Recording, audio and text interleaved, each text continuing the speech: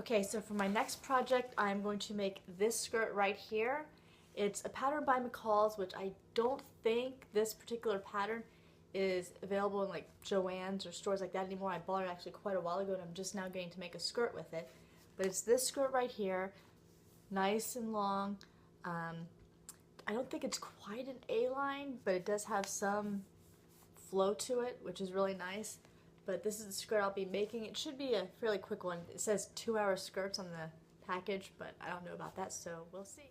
Okay, so I got the fabric laid out and the pattern laid out, and as I laid it out, I realized that the fabric seemed to be a bit short.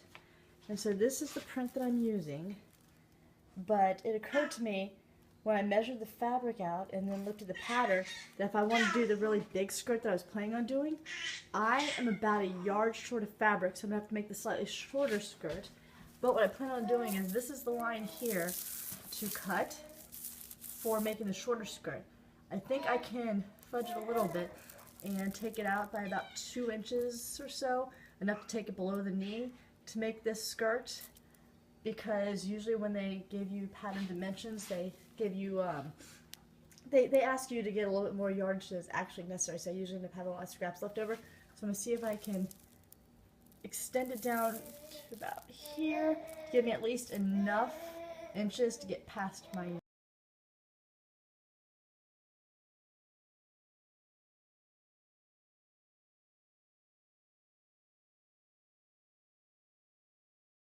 Okay, so what I ended up doing was I laid out the pattern on the fabric, traced it out, and then I adjusted the hemline twice. Basically, I did an initial hemline of what I thought I was going to do, and then I shifted the pattern over and saw that I had a little bit more fabric to work with than I initially thought.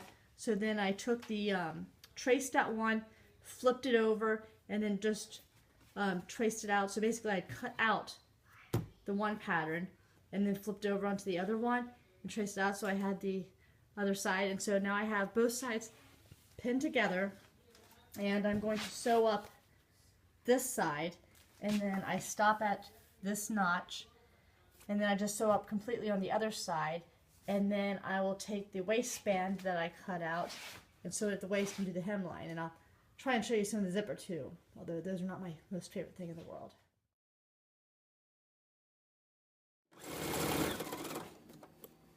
Okay, this is sewing down the first side of the skirt. I pinned up the side and I'm just taking the pins out as I go along. So this is the side that doesn't have the zipper going into it. I'll be doing that one next, as you will see soon. Yeah, this is just one side of the skirt that I'm sewing down to get that seam in, so I can flip it over to the other side and stitch the side that will have the zipper in it, because that side will be stitched slightly differently, as I'll show you soon.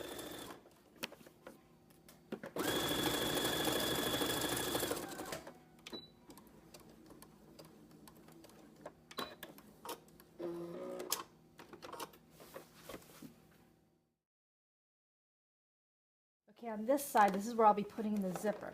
So I just took a pin out because I had a pin here to remind me that this was the side that I was going to do the second, I was going to do another seam on, but I was going to stop and not do a seam up this way because that's where the zipper is going to go in. So I'm going to start here, a few stitches, and then I'm going to go back a few as well to reinforce, because I'm going to have the zipper going above, and I want that to be strong. That's it.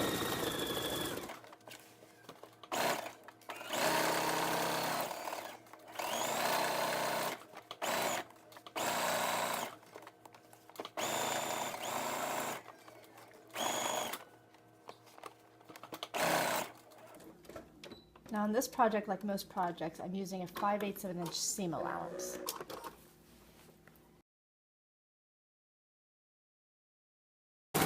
Okay, now for this side, I'm doing the zipper here. I might have already mentioned that zippers are pretty much my least favorite part of sewing because they're the most complicated. So I'm going down the left side of the zipper. I have a zipper foot on the sewing machine right now, as you can probably see, maybe a little bit there. And I have the needle setting so that it's nearest to the indent on the zipper foot. So basically the zipper foot's riding down on the zipper and guiding the zipper through, and then the needle's going right next to the zipper foot to do the stitches for the zipper, I'll come down, get to the end, and then I'll sew across, cut the thread, and then go back up the other side in order to do the right side of the zipper. This is just the left side of the zipper right now, but I ride down on the outside to the left of the zipper as I'm sewing it.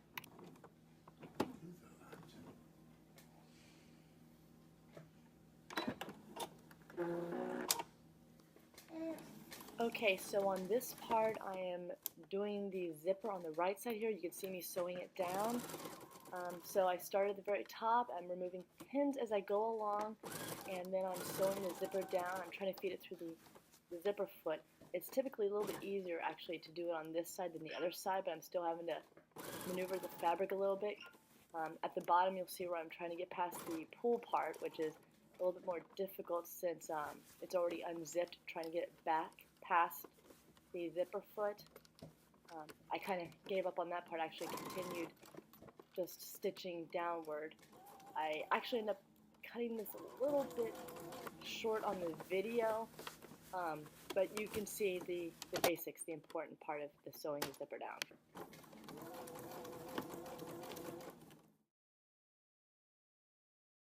Okay, so I got the zipper sewn in, as you can see here, and I've got the waistband sewn on. Now the instructions wanted me to flip the waistband down and then hand stitch this under, but I really didn't want to have to spend time hand stitching under, so I just sewed it down. So you can kind of see the stitching vaguely across the top here, but not so much, or at least it wasn't important enough to me to make a big deal. On this side you can see that it comes really near to the this bottom seam here. So now all I have left to do is to finish this edge. So I could use the serger, but I decided I'll just take the zigzag stitch, stitch this, and then fold under and do a blind hem stitch to hide the stitch. That way I can make a really narrow hem on this. The other option I have is I could also just do a rolled stitch. Okay, so what I decided to do was go ahead and zigzag stitch along the edge of the skirt here, and then I folded and pinned it down. I'm going to try and do the blind stitch on there because I think that'll probably work the best for this. So I'll do that, and then I'll show you what it looks like afterwards. Okay, so what I'm doing now is I'm sewing a blind hem stitch on this skirt. And what this will do is it'll sew the hem down, but it'll also make it so you only see little tiny stitches on the other side, and that makes it for sort of a prettier hem, if you will. Now, if you'll notice, I have the fabric to the right side instead of the left. That's because, well, before I could have sworn I could do a mirror stitch on the sewing machine. This time when I pressed the button to make it a mirror stitch, basically reversing it, it wouldn't do it. So I have to take the fabric through now, going the opposite direction in order to do this stitch. So I'm going to continue this all the way around, and then I'll pop the video back on once I've finished with the hem. Okay, this is the final product. This is the skirt. I ended up doing the zigzag stitch and then blind stitch hem, so it's only folded over once, not twice for the hem. Fits a little bit tighter than I expected, but according to the measurements, the size 4 would fit my 10-year-old sense. That gives you some perspective on how tiny the waist goes on the smallest pattern. But overall, I don't think it fits bad. The zipper, next time I'll use an invisible zipper. It didn't say to use an invisible zipper in the pattern instructions, so I didn't realize to do that. But I had a sort of beigeish brown zipper on hand, and that went with the leaves, so I figured that would be suitable enough. This skirt could really be worn with either a top that tucks in like this does, or that goes over, which wouldn't be bad and would also cover that zipper area. But overall, this is the final product. I think it turned out pretty decent, and it comes in various lengths. I actually extended the hem beyond the shortest length, but didn't take it quite as long as the longest length. So there you go.